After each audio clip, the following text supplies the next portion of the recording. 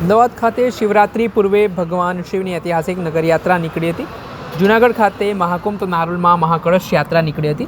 નારોલ કેદારનાથ મંદિર ખાતે આ રથયાત્રાનું આયોજન કરવામાં આવ્યું હતું, જેમાં નારોલ, સહાવાડી અને લાંબામાં ઘણા વિસ્તારોમાં આશરે 10 કિલોમીટર સુધી આ નગરયાત્રાનું આયોજન કરવામાં આવ્યું હતું। હજારોની સંખ્યામાં મહિલાઓએ માથા પર કળશ લઈને ભગવાન શિવની ભક્તિ કરી હતી અને હજારોની સંખ્યામાં ભાવિ ભક્તોએ આ શિવયાત્રાના દર્શનનો લાભ લીધો હતો।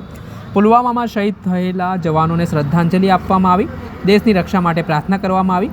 છેલ્લા 51 વર્ષથી મેલડી સેવા ટ્રસ્ટ યાત્રાનું આયોજન કરે છે। આ પ્રસંગે મણિનગરના ધારાસભ્ય અમૂલ ભટ્ટ તેમજ કોંગ્રેસના મહામંત્રી રાજેશ સોની પણ ઉપસ્થિત રહ્યા। આ મામલે શું કહી રહ્યા છે મેલડી સેવા ટ્રસ્ટના ટ્રસ્ટી રણછોડ પરમાર, તેમને સાંભળો। મારું નામ છે રણછોડભાઈ, હું આ ટ્રસ્ટનો ટ્રસ્ટી છું મેલડી।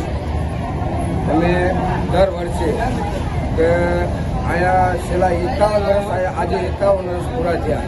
એ દરમિયાન અમે રથયાત્રા કાઢી છે, શિવરાત્રિના દરમિયાન રથયાત્રા કાઢી છે। દર વર્ષે અમે શિવરાત્રિની પહેલાં 1 દિવસ પહેલાં એને રથયાત્રા નગર ચર્ચા કરી ભગવાનની।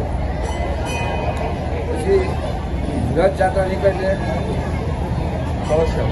કળશ યાત્રા હોય સાથે સાથે રથની સાથે। અને અમારા અમૂલભાઈ ભટ્ટ આવી ગયા છે, ધારાસભ્ય મણિનગર વોર્ડના। બસ હવે અમે આ વિસ્તારમાં અમે શાહવાડી ગામ, ત્યાંથી એમજી કંપની, ત્યાંથી મોતીપુરા ચોકડી, ત્યાંથી અમે ધર્મભૂમિ દ્વારકા નગરી, અને ત્યાંથી હાઈફાઈ, અને ત્યાંથી મંદિરે રથ પાછો લઈ હતી પ્રાર્થના। અને ભગવાનની આગળ અમારી એક જ પ્રાર્થના છે કે સરહદ ઉપર જે ફૂલબા હતા એના શ્રદ્ધાંજલિ પાઠવી છે, અને દેશની સેવા જે કરે છે સરહદમાં એને ભોળાનાથના આશીર્વાદ મળે અને દેશની સેવા કરે એવી અમે પ્રાર્થના કરીએ છીએ।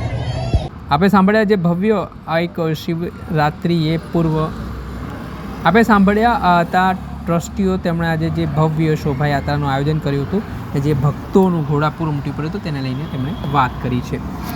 દર્શક મિત્રો, આવા જ વિડીયો જોવા માટે એન કવરેજ ન્યૂઝ જોતા રહો।